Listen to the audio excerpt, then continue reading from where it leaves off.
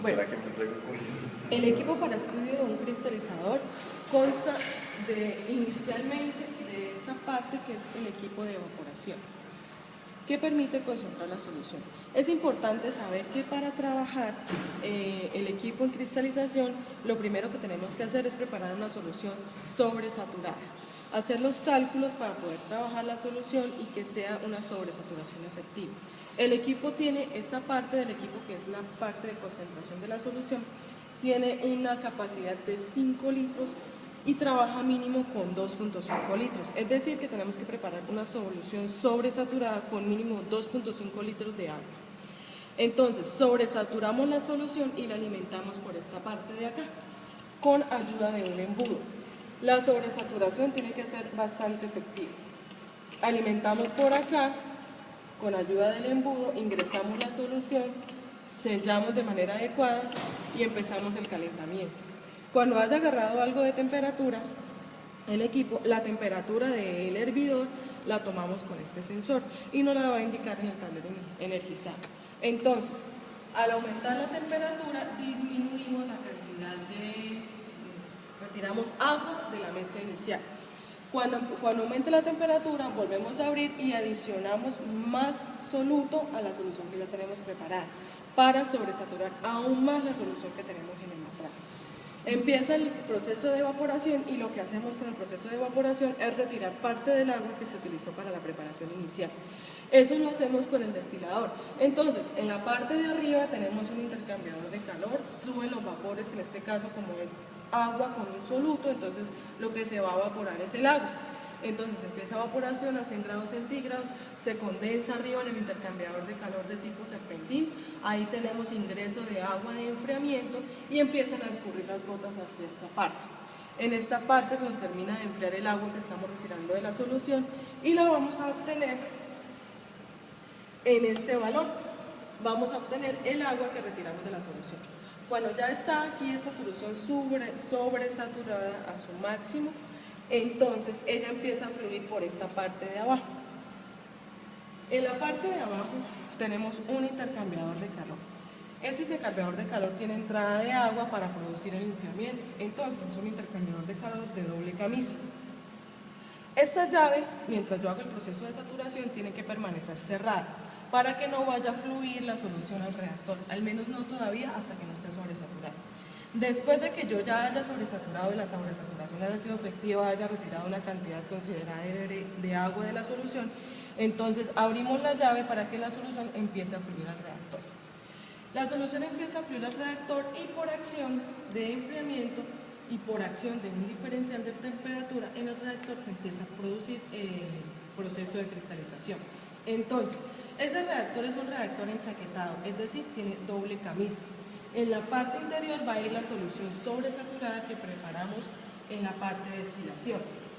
En el interior, el reactor tiene unas paletas de agitación que se accionan con un motor que tiene un tornillo sin fin. Esas paletas se agitan y permiten que la solución se mueva de manera constante, aunque muy lentamente, lento para que no rompan los cristales y de manera constante para que la cristalización no se produzca dentro del reactor, sino que sea en la parte externa, que es lo que nos interesa. Entonces, en la parte interna del reactor va a fluir la solución saturada y en la parte externa vamos a tener una solución que va a producir una refrigeración.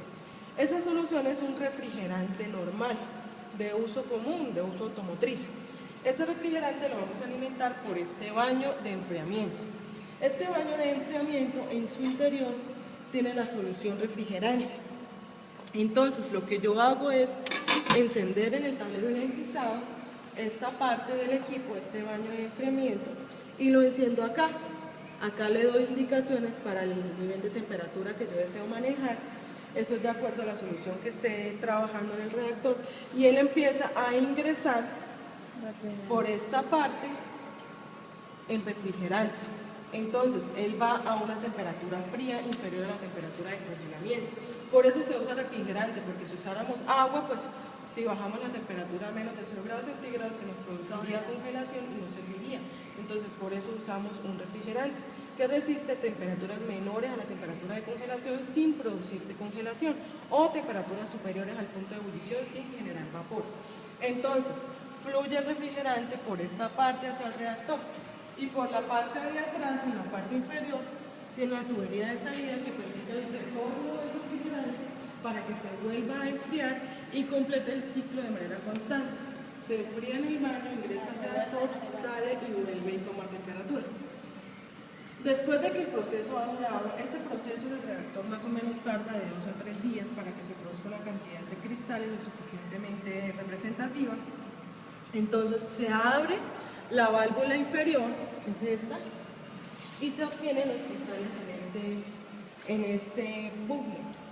Ahí vamos a poner, en esta parte tenemos la superficie agujerada, ahí vamos a poner un filtro, un papel filtro que me permita retener los cristales y deshacerme de la parte líquida que aún se conserve en el proceso de reactor.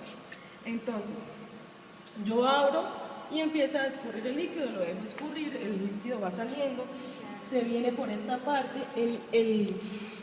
el filtro tiene esta conexión por la parte de atrás para yo obtener el líquido que filtro a esta parte, a este balón.